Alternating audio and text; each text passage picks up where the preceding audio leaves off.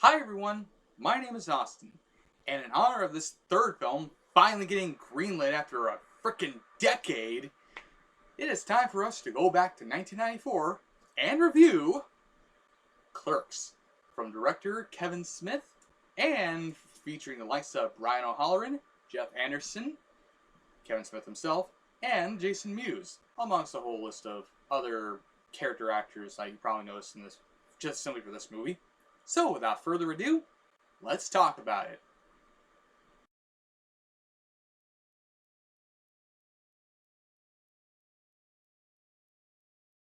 In case you're unfamiliar with this masterpiece of a film, the plot is so simple, it's almost like Dark Souls should have been in a convenience store. Then maybe it would have been easier for a moron like me to get through it, because Dark Souls should have been called Crushing Souls, because that's what it does to you. Anyway, the plot follows Dante, who, while on his day off, is called into work to cover another man's shift.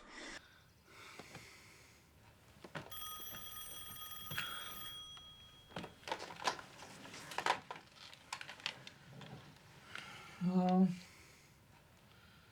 What? No, I don't work today. I'm playing hockey at 2. Why don't you call Randall?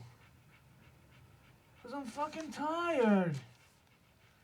I just closed last night. Jesus. What time do you think you're gonna come in? 12? Be there by 12? Swear. Swear you'll be there by 12 and I'll do it. 12 or I walk.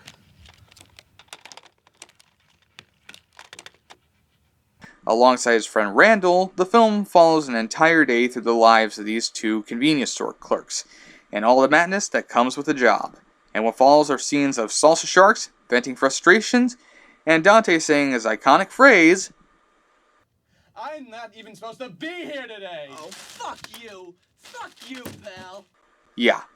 Very simple plot, but it works, and with its excellent script, Clerks is a very well told story, and it keeps you interested to see where it goes next.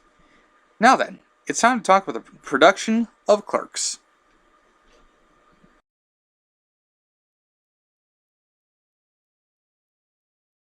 I know this has been said before, but for those unaware, Clerks wasn't what you'd call a big budget film, whether produced by a company such as Paramount Pictures or otherwise. Clerks was filmed with a budget of $27,575, and because of this low budget, it is the reason why the movie is in black and white, as it was shot using 16mm film stock. To gain the cash for the film, director and star Kevin Smith did the following things. He sold off a large portion of his comic book collection, most of which he has since gained back, loaned $3,000 from his folks, maxed out approximately 8 to 10 credit cards with limits of about $2,000, dug into his college fund, and when he and Jason Mewes lost a car to a flood, used the insurance money gained from said lost car. The last one was pretty lucky. The film was shot for around 21 days, with 2 extra days being pickup shots, being shot at the Quick Stop convenience store, which is located on 58 Leonard Avenue in Leonardo, New Jersey. That was perfect there. For those who doubt it's real and want to see it for themselves, which served as the overall setting for Clerks, and where Kevin Smith worked at. He was only allowed to do filming at around nighttime, as that was when the store was closed from 10:30 p.m. to 5:30 a.m. So to get around this, Smith created the gag of the shutter doors being closed due to somebody, who we later find out was Jay and Silent Bob, jamming gum into the padlocks. Smith only slept around an hour a day due to the fact that he was working during the day and shooting the film during the night, and by the time the 21-day shoot was coming to a close, he was more tired than I am during these videos, and had trouble maintaining alertness during the filming of Clerks' climactic scenes. When it came time for the movie to gain its rating, it was initially given a rating of NC-17, which for many theaters is a big no-no because not all theaters wanted to show films with said rating, which would have impacted the film's financial success. Why was it given this said rating? Because of its dialogue, as it's very raunchy and definitely is far from being a kid-friendly affair, even though there wasn't any upfront nudity or even any severe violence, save for the fight between Dante and Randall toward the end. As for why theaters refuse to show NC-17 rated films, I assume it's because not all films with said rating are as good as Bad Lieutenant. Anyway, to combat this, Miramax, man, there used to be a time when that name meant something, brought on civil liberties lawyer Alan Dershowitz, who was one of the dudes who worked on the O.J. Simpson trial, to convince the MPAA to re-rate the film, which worked, as they gave Clerks an R rating without even needing to cut a thing, and thus it could be released into theaters for all adults to watch and all kids to sneak into. Now then, let's get to the lost scene, simply so I can just give my take on it.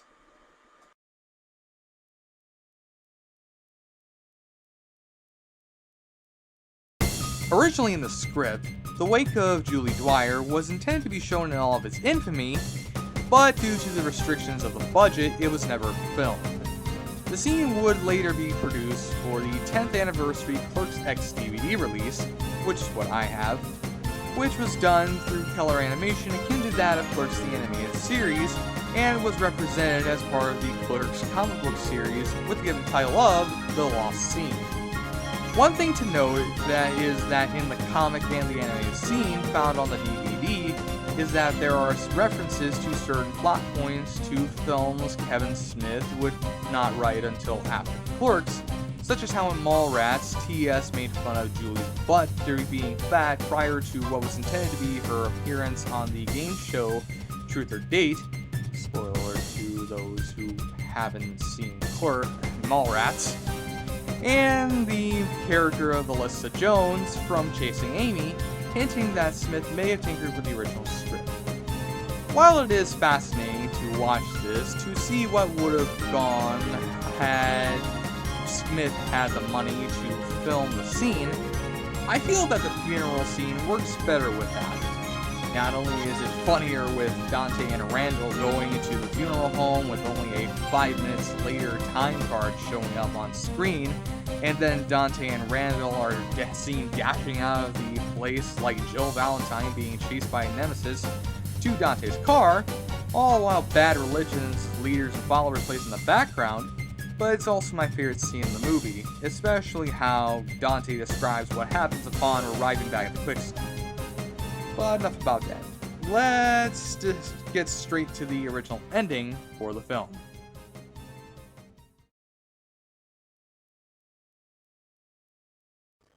When it came to the ending of Clerks, what you do see is this.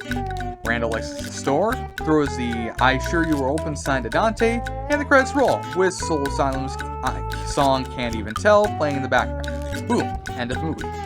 Very simple, to the point, and gets the job done. However, this wasn't always the case, because in the original ending, the scene continues from that, as after Randall leaves, Dante proceeds to count the cash in the register when another man suddenly appears inside. Dante then tells the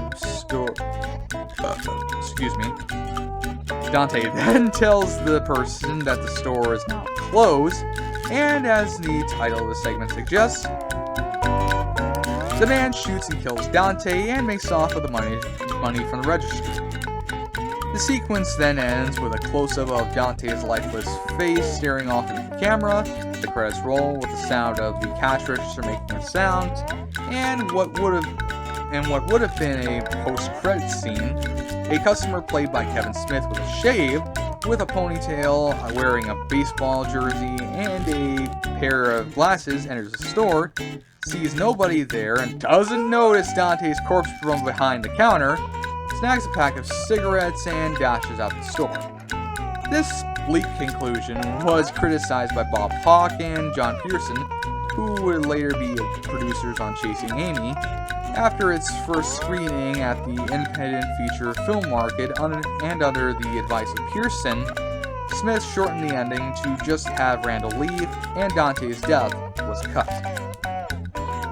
When fans saw this original ending, many of them analyzed it as being an homage to that of the ending of The Empire Strikes Back, which Dante remarks is his favorite of the original Star Wars trilogy due to it ending on a downer, which, not to go off topic, but while The Empire Strikes Back doesn't end with Luke, Leia, and Han emerging triumphant, it's not really what I call a downer ending, as while the main characters are defeated, there is still a glimpse of optimism toward the final shot, as you know eventually in the end, good will triumph over evil and the Empire will be defeated. By comparison, I find it to be more along the lines of Blowout, as that movie ends on one gut punch of an ending and features no such scene of optimism with the main character eventually emerging victorious over the villains. In fact, I think it would have just led to the events of Max Payne more than anything. But let's get this train back on the rails, because in the extended ending of Clerks, it is hinted that because Randall deactivated the security camera when he and Dante held the rooftop hockey game, the killer wouldn't have been able to be identified and captured, meaning he probably got away with Dante's murder. Smith later gave 3 reasons for wanting to end the movie this way, with the main reason being irony, as it would have been the payoff for the many times that Dante proclaims, "I'm not even supposed to be here today." Another reason was Smith wanting to pay homage to Spike Lee's Do the Right Thing, which was another comedy that ended on the dark side of things. In fact, Lee's name even appears in the special thanks part of the end credits. The last reason? Smith had no clue as to how to end the movie. Which, that is understandable, as not everyone knows how to end a damn movie. Not even myself. Both versions of Clerks are available on the Clerks X DVD release, and the original ending can be viewed on the 1995 Laserdisc and 1999 DVD releases. When discussing the ending on the 1999 DVD commentary, Smith claimed that had he kept the original ending in the final film and allowed our precious Dante to be murdered by the assailant, who was played by Smith's cousin John William, who would appear in plenty of his later films like Chasing Amy, where he played Coey London, the whole View universe would probably not even exist. When they discussed it on their movie review show, Gene Siskel and Roger Ebert, who both gave thumbs up reviews for Clerks in 1994, had a special segment on a November 1995 show where the original ending was shown, and in which they discussed said ending. Siskel felt that the ending could have worked had it been infused with more intensity and grim overtones to imply that it could happen, while Ebert admired Smith wanting to try something completely different, but ultimately said that he was glad that he spared Dante a terrible fate. And frankly, so am I. And now with that, let's get to my thoughts on the film.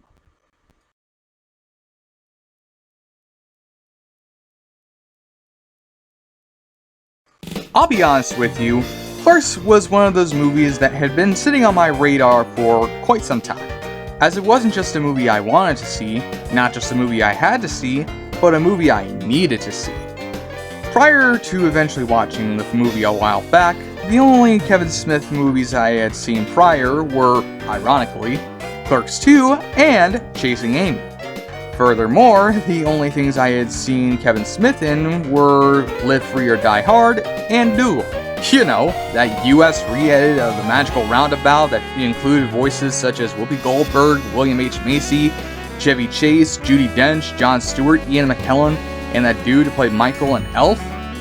Yeah, that movie. That movie that was being worked on by Butch, not as bad as John Kricfalusi, but still a dickhead Hartman, but according to him, only 5% was in the final edit, probably because somebody, who we'll simply refer to as the Creep, went in and violated the project with his Howard Johnson. Yeah, Dougal is aged poorly. Same goes for Meg Ryan, but that's another story. Anyway, when I finally watched Clerks, I had a general idea of what Kevin Smith's movies were like, solely based on Clerks II and Chasing Amy, which all because I enjoyed both movies. I was definitely looking forward to finally getting to see Kevin Smith's very first film, and the one that catapulted him to stardom. So I had some expectations going into it. To say, it did not disappoint, and Clerks is still a great movie to watch today just as it was back in 1994. So, where do I start with this? Well, let's look at the cinematography, because while it is in black and white, it is well shot, with plenty of dynamic camera angles to capture all the action, from the ball that goes flying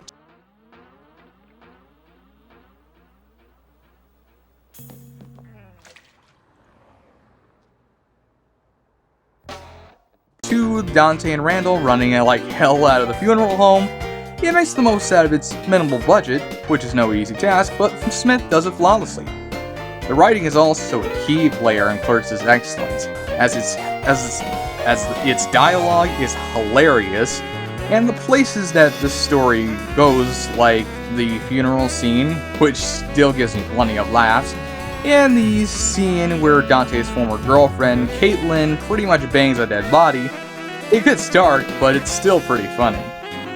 The movie is also very well acted, with Brian O'Halloran selling it as Dante, essentially playing the straight man to everything that goes on in the store, and functioning as an everyman who definitely doesn't wish to be there, but has to be there anyway, all the while dealing with everything that comes at him, as most convenience store clerks probably have to go through each and every day, which is pretty relatable.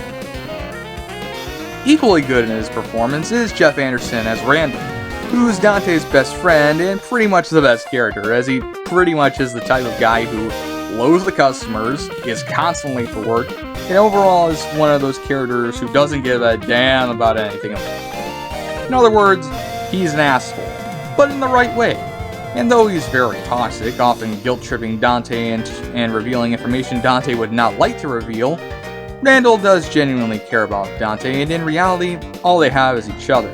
So there's a good dynamic between the two, and both Anderson and O'Halloran have good chemistry, playing off each other like it's nobody's business. Other good performances include Marilyn Gigliotti as Dante's then-girlfriend Veronica, who makes me wish I had a girlfriend to bring me lasagna because everyone else cheats on me. The late Lisa Spoonhour as Caitlin, who I doubt will appear in Clerks III, in their inaugural debut, Jason Mewes and Kevin Smith as a dynamic duo, Jay and Silent Bob, with one being a dude who won't shut up and the other doesn't speak too much. Plus, keep on the lookout for co-editor Scott Mosier and Walt Flanagan, who both play multiple characters in Clerks. Lastly, the soundtrack for Clerks is awesome, being filled with all sorts of 90s tunes that will rock your body till the break of dawn, including bands such as Alice in Chains and Bad Religion, with my favorites being a cover of Fleetwood Mac's classic song Go Your Own Way by a band called Seaweed, Berserker by Love Among Freaks, and of course, Can't Even Tell by Soul Asylum. It's a rockin' soundtrack, which shouldn't come as a shock that this costs the most during production. Overall, Clerks is fantastic, and a comedy that's guaranteed to make you laugh anytime.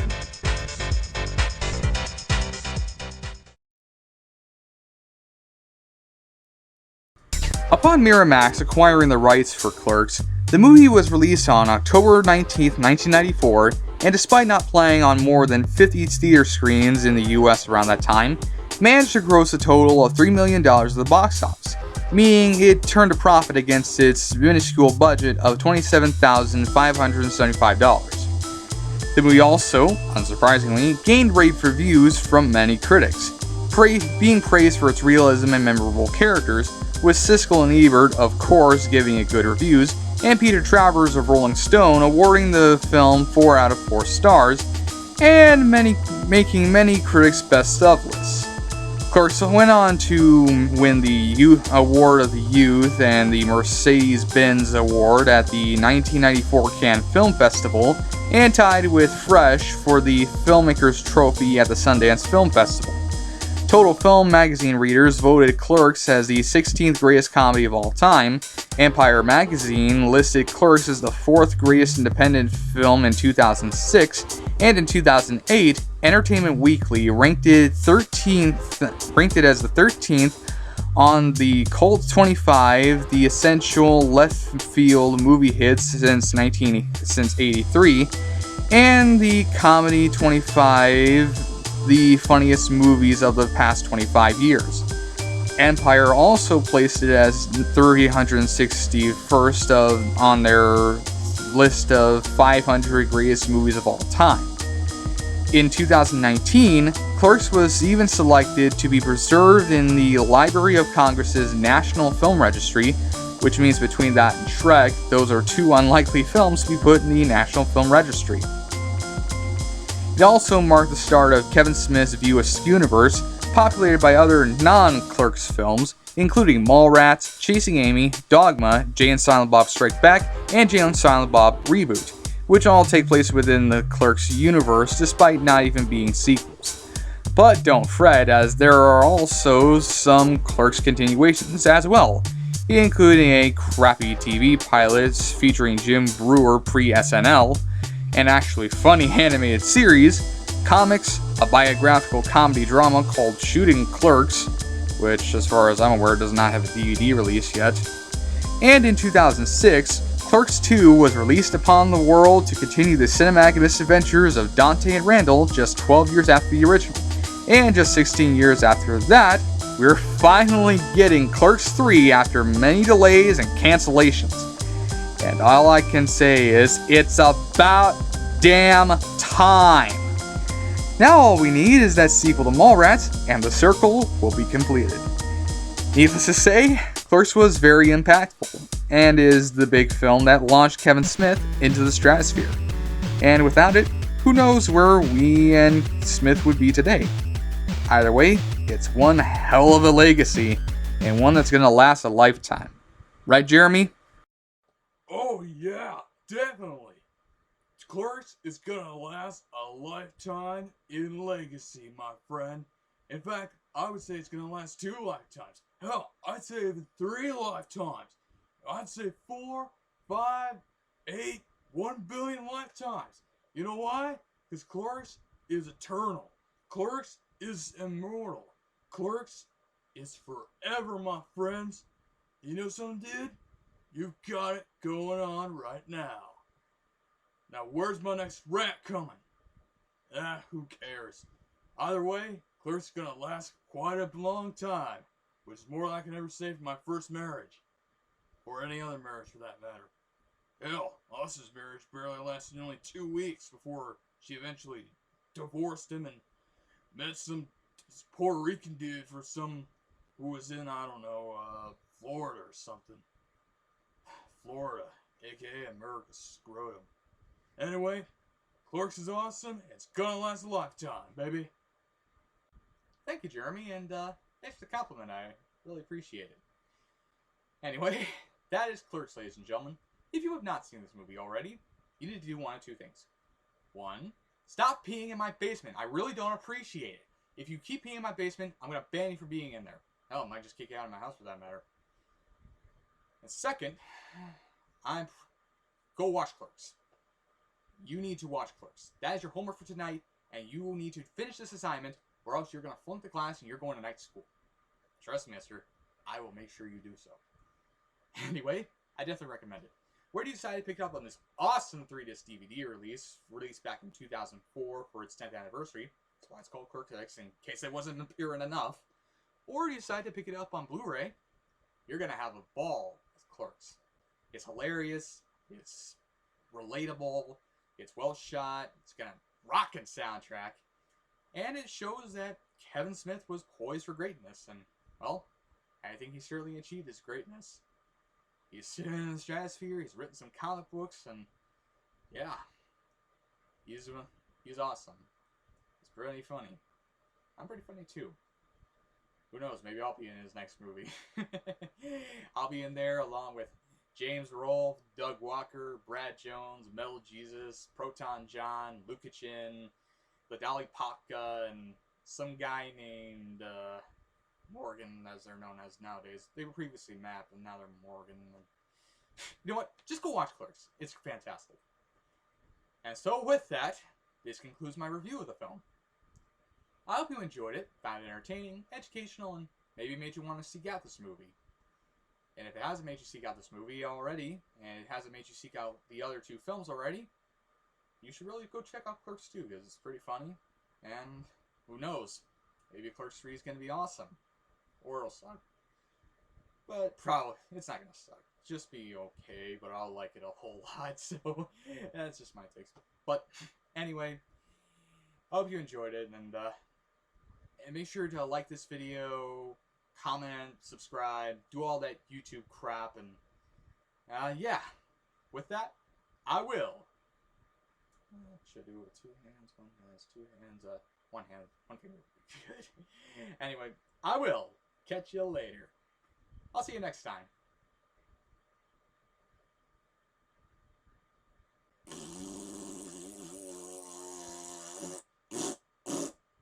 There! I think I made my point.